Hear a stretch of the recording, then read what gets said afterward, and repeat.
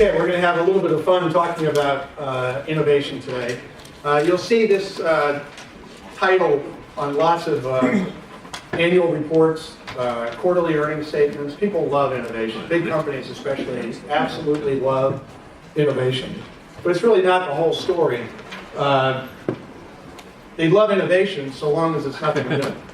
Right? People really struggle with innovation. They love the idea of innovation. They love the concept of innovation. But when it comes to real innovation, people, organizations, especially larger organizations, really struggle with it.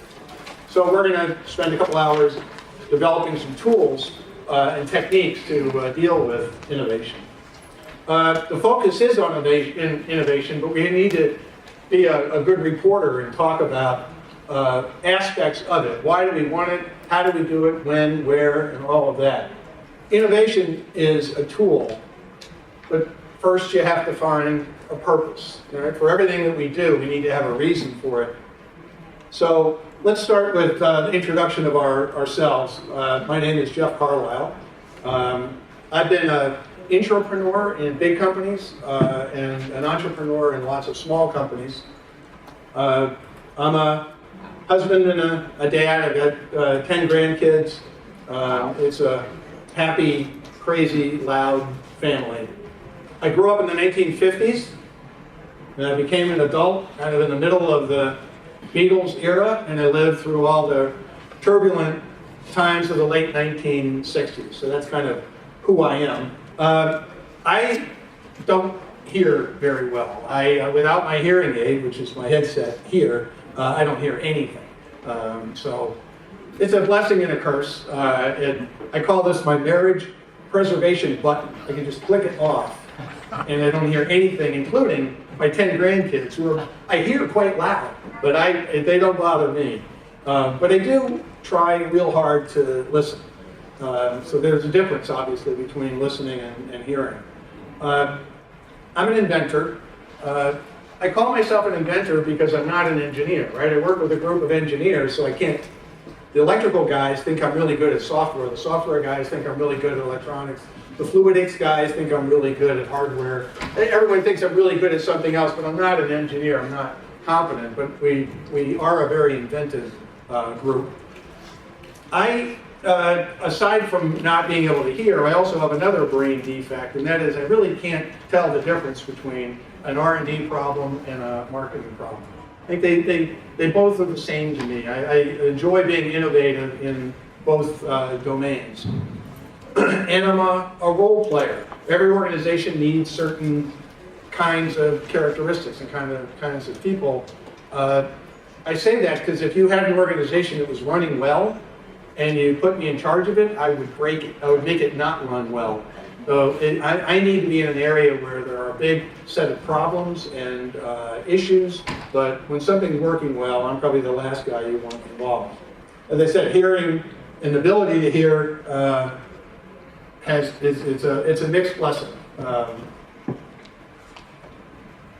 Over the years, I've been involved, again, with Hewlett-Packard, old companies like Harvard Apparatus Company, C.R. Bard, created a bunch of companies, and most of my work, chronologically, has been involved in fluid control, infusion pumps, dialysis, drug compounding, pipetting, so a lot of fluidics for medical devices, but also a decade or so in electrocardiography, cardiac electrophysiology, so hardware-related things, pretty broad spectrum of products.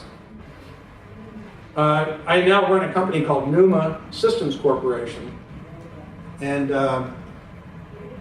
we do a lot of good work, again, right now in the fluidics area, but we're lucky enough to work right on the waterfront in Portsmouth, New Hampshire. And we've got a team, a combination of curmudgeons and millennials. So here's a question now, and let's talk about who is the audience. Raise your hand if you work for a company that has more than 5,000 employees. Raise your hand if you work for a company that has fewer than 10 employees. And everyone else is just stuck in the middle. Yeah. Okay, neat. I can tell by years of experience, we've got some people with a lot of experience, and some people with not so much. So it's a pretty broad range there. How many are from outside the U.S.? Okay. How many from the East Coast? And the West Coast? And down south? One lonely southern. It was 80 degrees yesterday. Yeah. I'm just saying. You're in this, you must have some interest in innovation, or you wouldn't spend some time here today. How many people are seeking to improve the level of innovation they have within their organization? So some of you are happy with the level of innovation you have, and some need to or would like to improve it.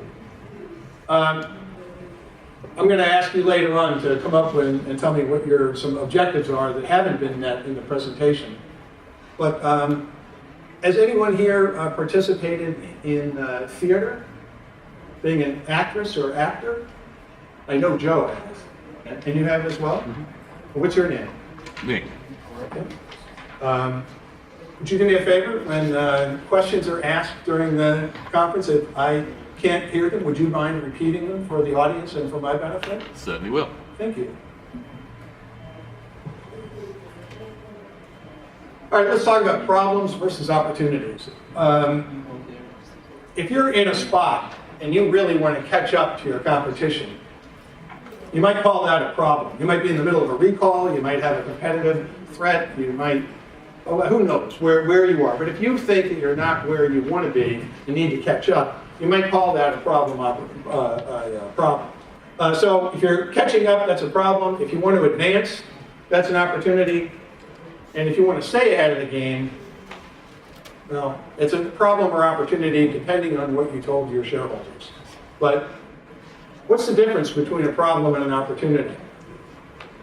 Nothing. To quote famous Senator Everett Dirksen, he said there ain't a bit of difference between the two. He was referring to Republicans and Democrats, but it still applies here. There is no difference between a problem and an opportunity. They're the same. They're both about process improvement. But it doesn't make any difference at all in the things we're talking about, whether or not you think you call it a problem or you call it an opportunity. I'll probably interchangeably mix those two things up. So what are you doing for process improvement? You want to improve some process, and it doesn't make any difference what it is. It could be cost of goods sold, reliability, functionality, marketing communications, could be anything. What tools do you have? Well, the one that we all have is the status quo. All right, we can always just stay the same. That's a viable option. Just don't do anything different. The other is to revert, go back to what you used to do.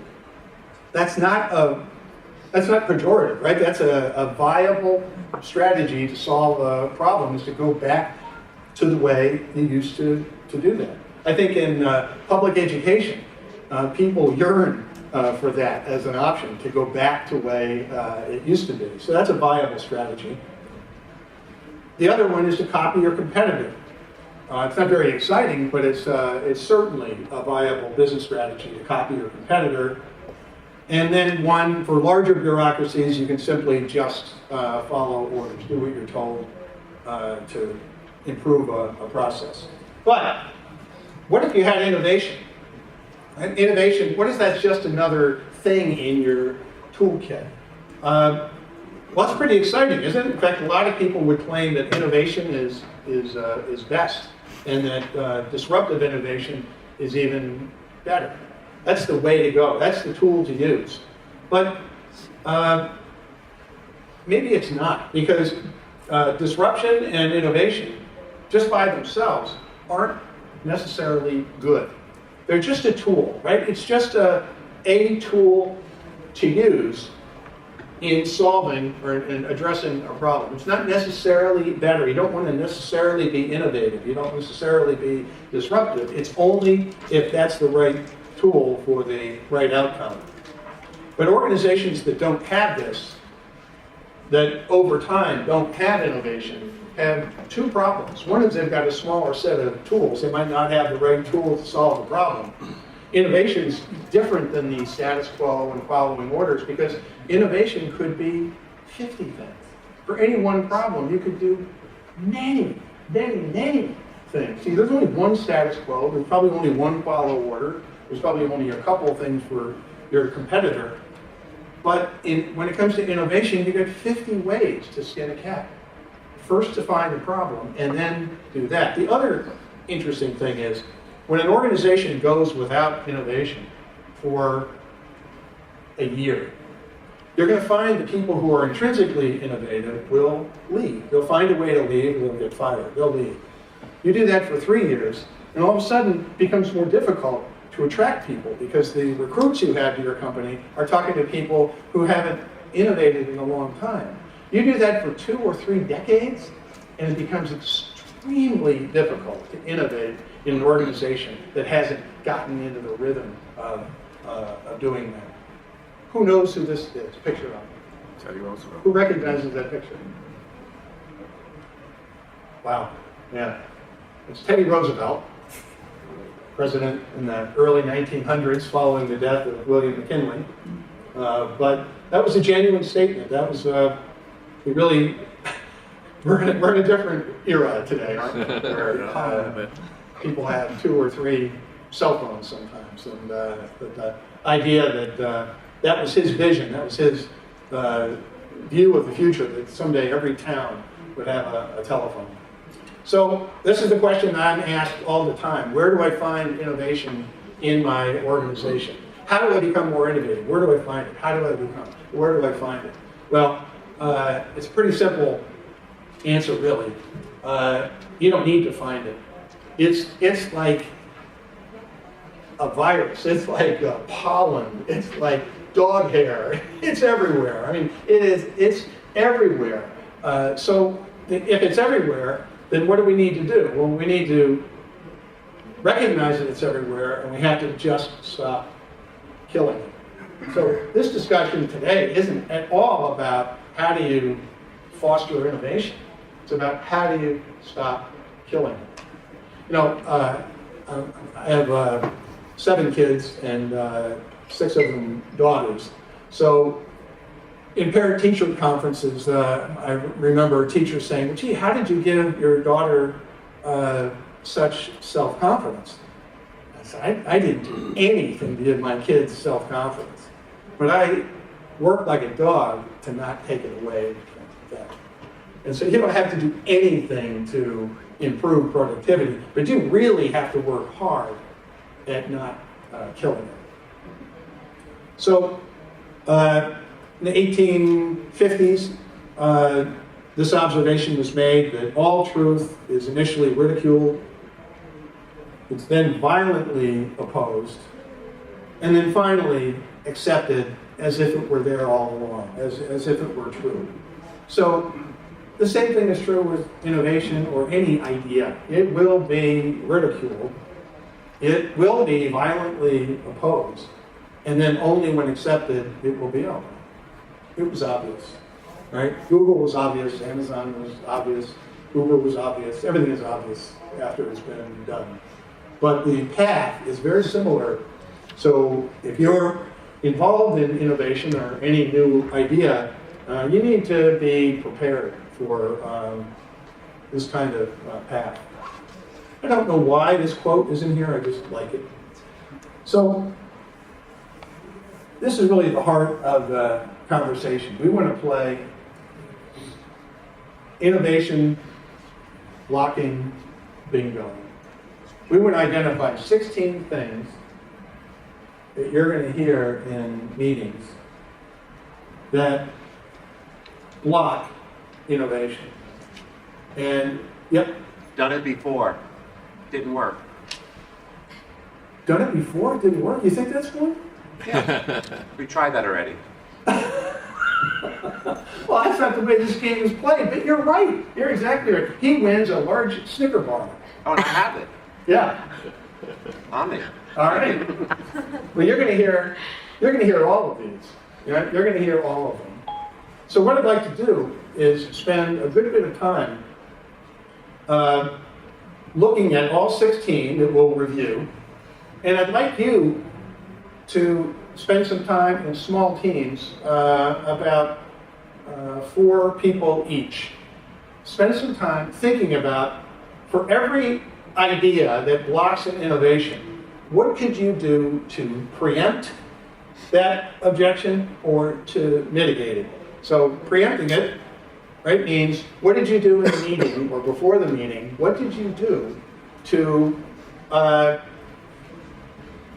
stop that in its tracks, to prevent it from being used in that session? What could you have done? What did you do to prevent that from being an obstacle to innovation? And the other is, you can't prevent everything. You just can't. You can't prevent everything there. So if you haven't successfully preempted it, what can you do to mitigate it? When the objection comes up, what can you do to offset that objection? So we'll just walk through all 16, and then I'd like to, as I said, give you an assignment. You'll take one of these 16 objections, and then in a small team of 3 or 4 people, or 2 or 3 people, work on, just have a discussion amongst yourselves as to what would you do to preempt or mitigate it. If you can't come up with anything, that's okay. We'll work as a group when we go through them together.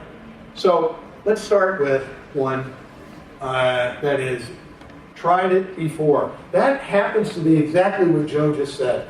That's exactly what he said, that, hey, we tried it before and it didn't work. Tried it before and it didn't work. Okay. Anyone can say that, right? Anybody can say that. But when they say tried it before and it didn't work, they usually have their own idea about what it is, right? And if you're thinking about something that's innovative, it's not quite that.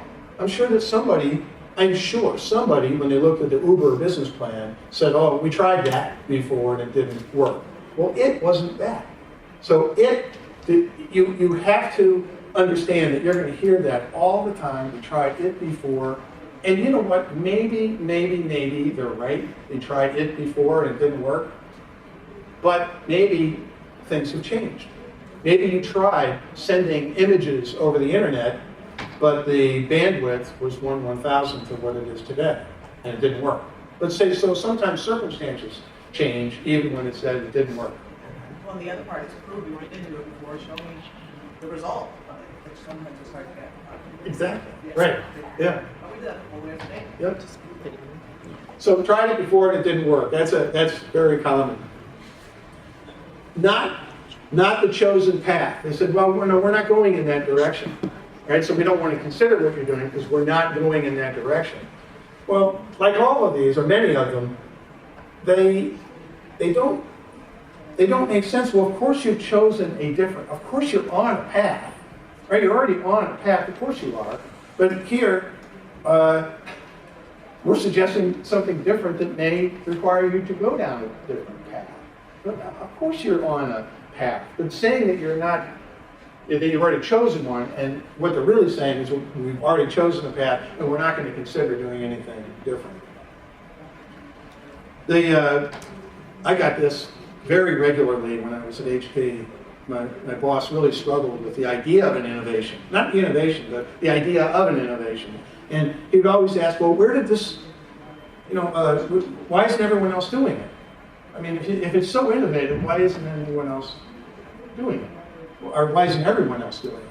Well, okay, but obviously, if everyone else were doing it, it wouldn't be innovative. The fact that you have something that's innovative almost means by definition that no one else is doing it. Where from? Where did the idea come from? How do you answer that? I mean, you have a set of problems and conditions and constraints. You come up with something that addresses those conditions and problems and constraints. You thought of it. Maybe you were reminded of it by a movie you saw. Maybe you stole it from some other field of work. I don't know, but the idea of where did it come from is always a puzzle. It came because we had constraints and problems and objectives, and we just thought of a new idea. So it's hard to answer, but it's a very frequent question. Where did the idea come from? sometimes it's the wrong innovation. Remember I said that not every innovation innovation isn't good necessarily or by itself. So sometimes it could be really, really innovative, but not really meeting a need. It could just be that the innovation doesn't make sense and it's being rejected not because it's innovative, it's being rejected because it doesn't solve the problem. Fake innovation. This is when, if you read an annual report from 3M company, they'd still mention sticky notes in it. I guarantee they'd mention sticky notes, an invention they had, almost 50 years ago. Get over it, right? It's like, okay, I'm really excited about sticky notes. It really is a great innovation, but you can't just hang on to one. So what happens is that at some point in time, the company was very innovative. Every company. But if they've lost it for a long time, they now think that anything going from a 3/8 inch diameter to 5/16 inch diameter is innovative. They kind of dumb things down and they really have fake innovation. Or the illusion of innovation where they tell themselves that something's really different. They tell themselves something wildly different than what they've got or what the competitor has, but it's really not that different.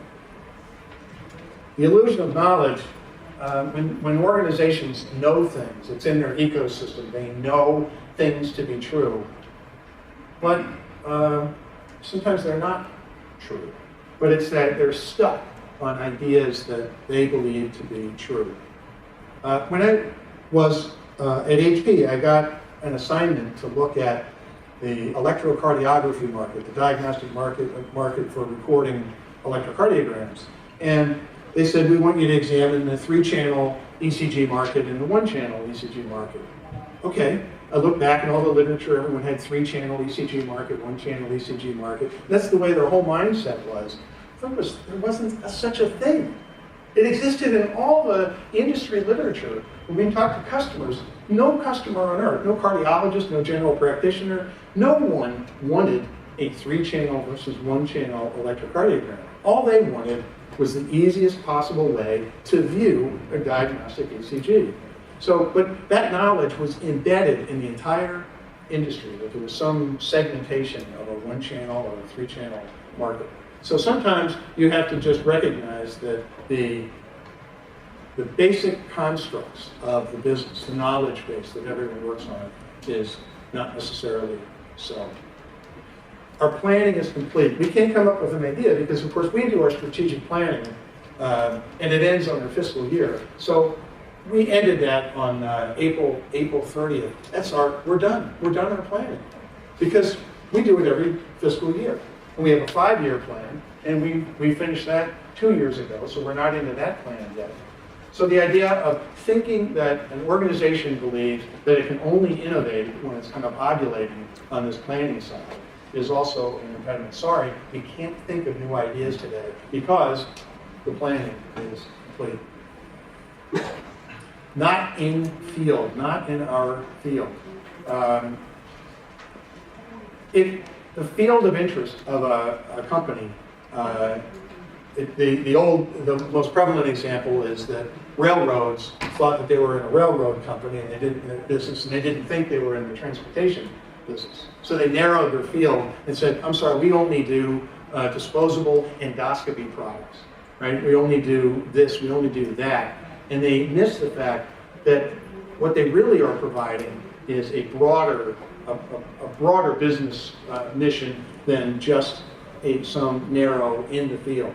And innovation will very, very frequently take you out of your stated field and maybe create a new field, one that hasn't been defined yet. Not in our budget. I love budgets. I love budgets for my competitors. I love budgets for people, new entrants to the market. But if you've got a budget that's wound tight, we do in our company, we do licensing deals with very, very large companies. So they may be, in one case, $160 billion a year, in another case, $2 billion. But even no matter how big they are, their budgets are absolutely cranked down to each department has no slack. in their budget. They really don't have any discretionary budgets. Everyone's wound tight and they're trying to get all the money they can.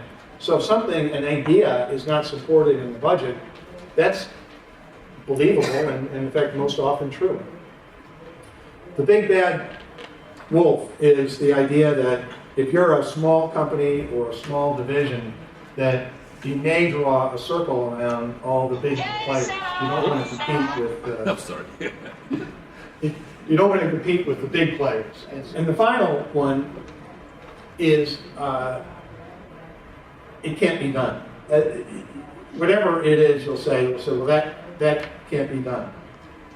So in my organization, when I hire new engineers and scientists, I let them know on the first day, before we make an offer, I let them know that if they're working in our company and they say that it can't be done, and they're not joking about it or something, but if they actually say it can't be done, that's their last day on the job. They'll be fired. We allow a lot of stuff. We're a very irreverent group, and we allow a lot of stuff. But that's one thing we won't allow it. We won't allow people to say that it can't be done. But all of these have in common the same thing, that it's easier for a group to say no. Beth talked about that. Very interesting, there's a little class, but have you ever been in a litigation, in a patent litigation?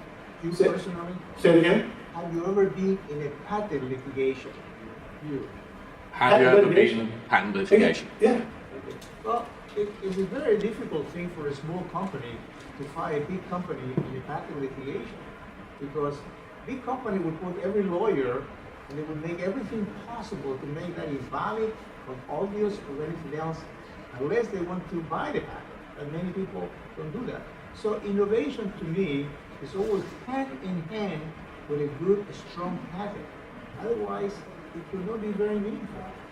If an engineer in a room said, I'd like to call your attention to patent 713 issued in 2011, that would be so helpful. The point I was making here is that if you make a vague reference to a patent, like there's some patent out there that you're worried about, not a specific one, but or specific product, you could do that. That would be helpful. But if you make a vague reference, there's no way you're shadow boxing. There's no way to easily answer that. But it's enough to kill an idea.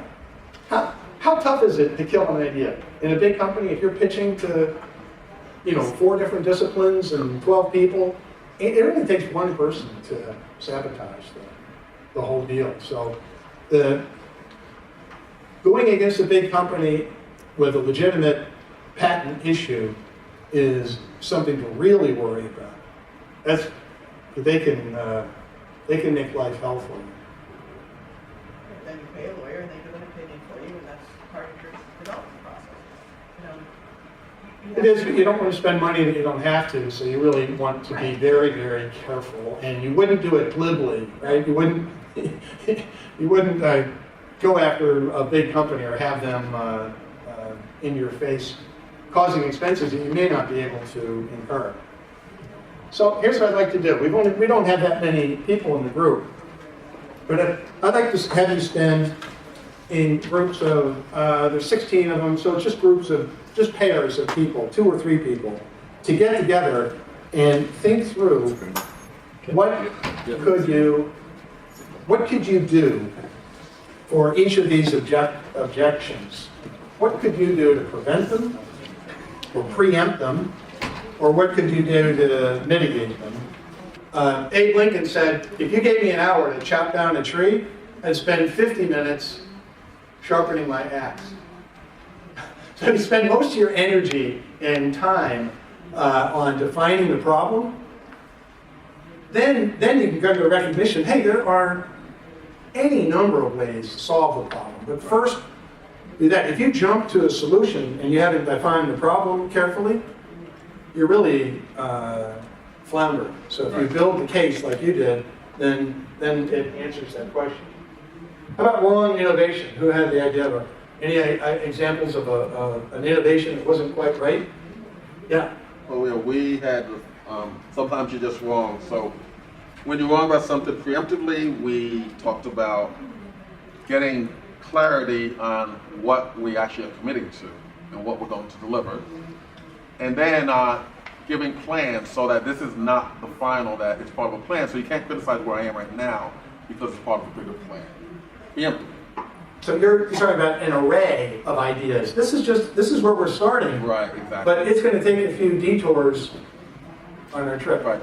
And then just after the fact, if you do get this criticism that you're wrong, this is not right, basically two things you do is seek their perspective. So you show value in what they're offering and then convey your perspective. So it's more a matter of clarity because like it or not, we can actually learn from their perspective. That's usually what you have if you keep your ears open. You know, if you turn it around to the audience too and say, here's an idea we want to test, what does everyone in the room think would be a good measure of success? What do you think would be, how do I know if this is working, this idea is working? What do I need to measure? What do we need to measure to make sure that we know it's working or not working? Right? Build in that analysis because we might not be on the right path, so let's not invest a huge amount. Let's take a baby step towards a bigger picture, but let's agree on what would, if I came back in 3 months and measured this, that, and this, would everyone agree that that would be a success? So that's right, you're thinking about innovation as being in a continuum, not just one thing. How about fake innovation? Did anyone have that fake? Who had that document for fake innovation? Might have been I. Yeah. Just fake it. So here the situation was somebody that doesn't believe in technology innovation and in a sense the focus should be on responsiveness and understanding and responding to customers' unmet needs. So our approach was, we don't even call it innovation. Say, we're starting a task force to, task force team to identify responsiveness and, from there talk about, the process of identifying what are the impediments or obstacles to responsiveness and what are the unmet needs. So you think there might be people in the audience might necessarily reject something because they don't think innovation is really the... I think innovation can be such a squishy term for people. They, bread slicer is innovation. The reality is you always had a knife, you can always slice bread. But the bread slice, innovation can be anything. Innovation is about a process that makes your life easier in some way. So all you really do is take the word out of it and say, we're just going to figure out how to make people's lives easier.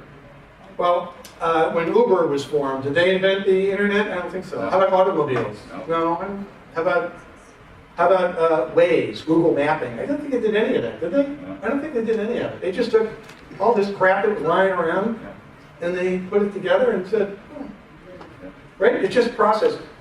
Somebody might, from a technical point of view, say there's nothing innovative at all about it, but it's extremely innovative in its putting the processes together. Yeah, great. How about the illusion of innovation? So make the illusion of innovation, and I like this part here where you mentioned, in the high school locker room, like the more they talk about it, the less likely it's to be true.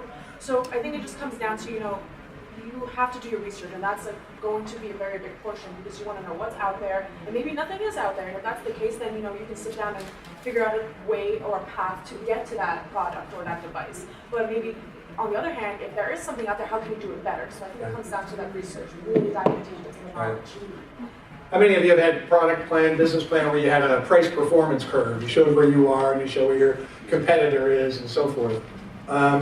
We like to do that using a log scale so that what you described as something really bold is really right next to your competitor. It's really not all that different. And you really want to think, well, innovation might be, there's a good example. There's a very, very well installed drug compounder for parenteral nutrition in hospitals. And it has 24 channels of drugs that could be compounded into nutrients for parenteral nutrition.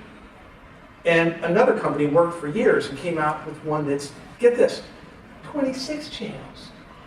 Wow, instead of 24. And they're giddy with enthusiasm because they think that's innovative. And the scale that weighs the drug isn't on the left-hand side. The scale's now on the right-hand side. That's an example of something that's... no one would consider that innovative, but they're giddy about it. They think that this is really a breakthrough product because it's got 26. When I joined the company C.R. Bard, which is now just part of BD, I joined a group called Bard Ventures, and they thought that this would be a group led by a really brilliant guy that would be wild and crazy. You know, Bard was here, Bard Ventures would be here, but the reality is we were about 10% crazier than the normal. They thought it was, whoa, this is unbelievable, this is wildly innovative stuff, and we were just barely going outside the lines. But, you know, they loved it. They thought it was wild and crazy. And of course, it makes all the annual reports and all that. The more a company talks about innovation, almost certainly the less likely they are to actually do it. So if you see an annual report where innovation's on every other page, ask them sometime, really, what was your most innovative thing you did last year? And say, yeah. When I was part of Medtronic, we had an innovation tournament, right, where people could propose ideas and put together local business plans and things like that. And then it was judged by committee and then by voting on a larger scale. And by spreading it out amongst all those people, it pretty much killed every innovative idea out of the tournament in the first round because everybody could find something wrong with every innovative idea that was in it. Bing, bing, bing, every one of them. Yeah. If you have a company that has an organization called the Innovation Council or something like that, you absolutely take it to the bank. Because if you focus on innovation, you're focusing on the wrong thing. What you want to do is focus on what problem do I have, and then allow innovation. It's the other way of thinking about it. How about the illusion of knowledge? Yeah. Well, one way to solve that is to bring in the voice of the customer. What does the customer need? Or what's the problem? The other thing I always think about, I've worked with a lot of startups, and sometimes I see them going off to do something that's impossible. I know it's impossible, and then they go and do it. So I have to keep in mind that if it's impossible, well, maybe it's not. Right. Yeah. All you can say is, from my vantage point, I already told you, and I tell my employees, if you say it can't be done, you're fired. If you say, I don't know how to do it, or I've never seen it done, that's perfectly okay. That's perfectly okay. Like, I have no clue how that can be done, but if you declare that you can't, then you're gone. But yeah, the illusion of knowledge. There's so many things that are ingrained in the company culture, or even in the industry, that you have to reject.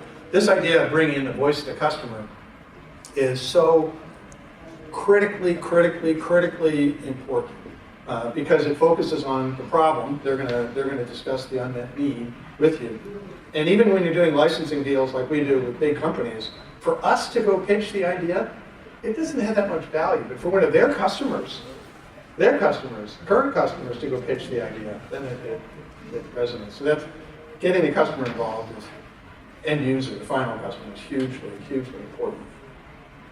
Planning complete. Who's got that bureaucratic nightmare? Planning complete. How about not in our field of interest?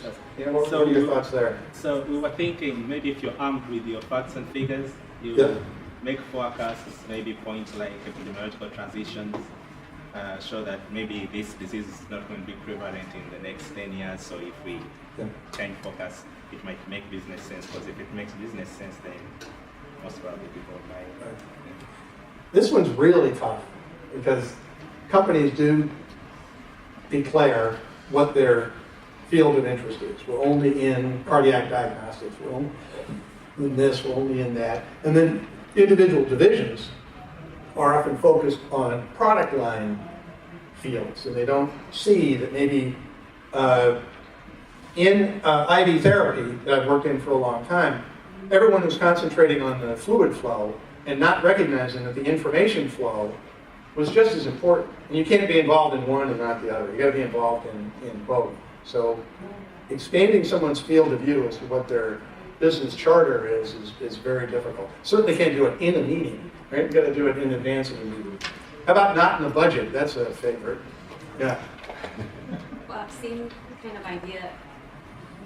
Usually there's not just one budget, but like I work in an industry where there's multiple projects going on, so maybe just to reshift the priority and taking budget from one project and moving it into another to reallocate funds. Right. Preemptive. Yep. Or mitigation, it's kind of open.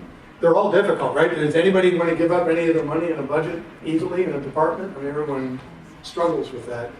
But some companies, some famous companies, my alma mater at HP and today at Google, if you're an engineer there, you're supposed to allocate a significant amount of your time, 10% or maybe a little more, on things that are not planned. Things that you want to do, that are not in the, they're completely not planned. But very few companies actually allocate money that's not planned because it gets sucked up into something. You know, nobody leaves it there. They'll go grab it and it'll be locked up, you know, the day after the budget's released. But boy, if you can influence a company to be humble and not know what's ahead of you and have some spare change to some play money to deal with, you can compete for it aggressively, but to have some money in a division level budget that's unallocated is really, really important. Big bad wolf. Who's ever faced that thing of going after a major competitor? What are your thoughts there? So you get the thoughts you could just take a close look at what it is they're doing, not to be completely reactive, but seeing the weaknesses in their approach and totally use it as improvement opportunity. So somebody's laid the path for you already. It's like, you know, perfect. Just see what Southwest Airlines actually started from. They don't even exist anymore, but they adopted the model and you know, perfected it, and they're, you know, a 10x performer in their industry. Southwest Airlines is a great example, right? They did something that was they completely took a new model that hadn't existed in the U.S. before. Yeah, that's great. I can't stand flying on them. Well, some people do. No. The other thing is, you heard the term judo strategy, right? We need someone's strength and size against them, and so the bigger they are, the better in terms of competing. I learned something just a couple of weeks ago where a small company was considering going after a very big company with a very big market share in a medical device area. But the perception was that field, the overall market, was declining. Well, to a little company, a declining market that's $1.5 billion big, a declining market, that's fine. I'll go take, I'm happy to have a third of a declining market, right, if it's of that size. But in a big company, imagine a project manager pitching that they want to respond to this competitive, innovative upstart. They want to allocate money to this product line, and the thought is that it's a declining market. They won't get a penny. They won't get a penny. They just won't shift gears. The big companies have this idea, so they heard it at a cocktail party, or they read it in an analyst report, that a certain market's declining. It's the third rail. They won't touch it. So it's a very interesting strategy to purposefully go after a disruptive product in a somewhat declining or flat market because the big companies just won't be able to respond to you because of that stigma.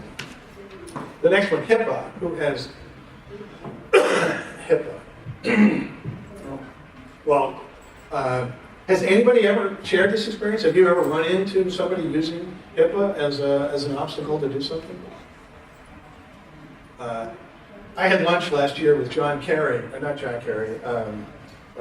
Ed Markey, senator in Massachusetts. Ed was one of the authors of the HIPAA legislation. And I had a chance to describe to Senator Markey how HIPAA has probably caused more harm than good. Unintentionally, it's all well-meaning, but the number of things that get blocked as a result of HIPAA are just extraordinary. If you're involved in any medical information, and who has a product that's not, right? If you have a product that's not touching the patient's medical record, by either getting information from it or putting information back, I don't know what kind of medical product it is, but almost all of them, interact with the medical record. So people can hold things up forever. Who's in a business that has to interact with a hospital IT department? Well, that's a living hell. Let's say you have some product and it's got a 10x return overnight. And you go to the hospital healthcare IT group or the integrated delivery network IT group and say, this is what we want to do. They'll tell you that they are booked up for the next 15 years with federal compliance. The largest trade show in our business, right, is the HIMSS conference. It's the largest trade show in the world for healthcare, and it's all about federal compliance. All about compliance. So the IT guys are completely booked. Their dance card is filled. There's no, it's really rough sledding. How about not in the focus group? This is something that Beth had mentioned. What are your thoughts there? Well, yeah, that. Well, our thoughts were that if you come into the conversation with an idea of what inputs or user needs were actually provided in the focus group, then you can use that as part of an argument for your idea. Or you could, in the case that maybe the idea is way outside of the scope, you could propose that you could use a focus group in order to flush out your idea as being a possibility. Really talk about bringing in the voice of the customer. If there is a focus panel, you need to know what the results are. You need to supplement it with additional deeper questions or different questions for customers that you want to bring to that. Great. How about the Lithuanian patent? Anyone deal with that? Yeah? What are your thoughts? My thoughts would really just start by asking a series of questions in terms of what's the relevance of that patent compared to the technology that we're looking to develop. And then inquire about, do you have a patent number? Is it still active? What are the specific claims being made? So just do more research in terms of the meaning behind that patent versus what we're developing. You need that information, otherwise you can't do anything about it. What I found helpful is to not put the engineer on the spot so much, but say, let's meet afterwards. I'll get the patent information from you in particular, and we'll do an analysis showing you where we stack up to them. So acknowledge that he might have knowledge of it, but really most of the time they don't. Most of the time they're making it up. They think they get away with it, and they say it, but very rarely would they actually be able to cite a patent that they're describing. But you have to at least appear to be collaborative with them and then get the specifics. And the grandfather them all, it can't be done. Who got that one? Yeah? Can be done is something at our company has been said multiple times, and every time it was actually done. We just had to build a case and show how it can be done and find things that are similar that have already been done. And like he said, if it was easy, then everybody could do it. So maybe that's the reason why nobody's doing it, because it's not easy. It's an amazing statement, though. It comes up quite frequently. But I think if you combine it with thoughts here that say, well, obviously we think it can be, or we wouldn't propose it. And here are the building blocks to how we're going to test elements of it. In risk management, you want to start with the riskiest proposition. What's the absolute riskiest thing in the business? And try to knock that out of the park first. So if you develop a plan to do that, then you can assuage their fears. So thank you very much, guys. That was great. So even though we like it to work all the time, it doesn't. Ever been to a conference and had virgin mojitos here? Cool. So we start with a problem. We've gotten a bunch of solutions or proposals, and you just have to recognize that just because it's innovative, just because it's approved, all that stuff, but it still might not always work. And the one thing is for sure, nothing is easy. That's why these 16 time-tested innovation killers are so effective, because it's always hard work. Always hard work. So, in general, just a couple trailing thoughts to close up here, that in preemption, some of the themes are budget. Try to get your organization in advance to budget for the unknown. and then measure and celebrate return on investment. So if you have some allocated money, you actually have some resources to work with, and someone says to you, the return on investment is 6 months, and it's a credible plan, I say, good, good. I don't even care. I mean, if it's 6 months ROI, do it.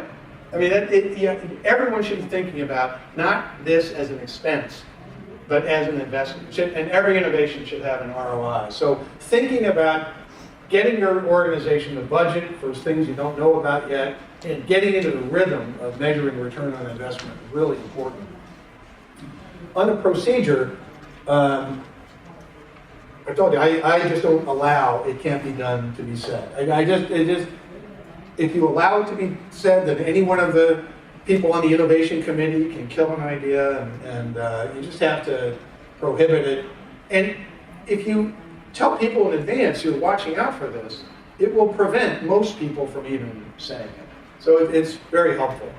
Here's a concept of pushing ideas, bad ideas to the top. So you work in an organization that's got 6 layers of management, and at every layer you have the veto power. And you're really, really creative, right? You're really creative. You're going to let 80% of the ideas through. Well, 80% to the 6th power is a pretty small number. Nothing's going to get to the top. Somebody's going to kill it. Someone's going to kill it. Even if you're really, really creative and wacky and 80% approval rate, that sounds great, but not to the 6th power. It's not. So one idea here is to take an idea, and if it fails, don't slow it down. Push it up. Push it up faster. Get the top management of the company exposed to more ideas. My bride works for a large contract research organization, and big bureaucracy. And the CEO often laments that he never hears any good ideas. Of course he doesn't. He's got 6 layers of the veto pool there. Of course he never hears any good ideas. And they all get killed by multiple layers of veto power. And then strategy, this is a Jack Welch at GE kind of thing. Celebrate results. When somebody is innovative, socialize that. Share it with every division, every group, every geography. Share that with some excitement. Celebrate results of innovation. Lean on customers is an idea that a number of people have talked about here. It's a very, very powerful idea to just lean as hard as you can on having them pitch your ideas for you. And then failing quickly is critically important. You have to, as was said, stage the innovation, try to get the high-risk things out of it early, but do it really quickly. Try to fail quickly. Our typical invention for medical device, it probably has 100 different little tiny innovations. We do everything different. Everything is different. The power management, the UI, everything is a little bit different. And you know how we get to 100 ideas? You start with 10,000. That's how you get to 100. You have to start, fail. It's a highly iterative process. But failing quickly is important. But when we're dealing with groups of people, these groups all kind of reach the lowest common denominator sometimes in terms of acceptance of ideas and so forth. So I think our friend Albert Einstein was probably right. So with that, thank you very much for your help. And that was great session, a lot of good ideas. Thank you.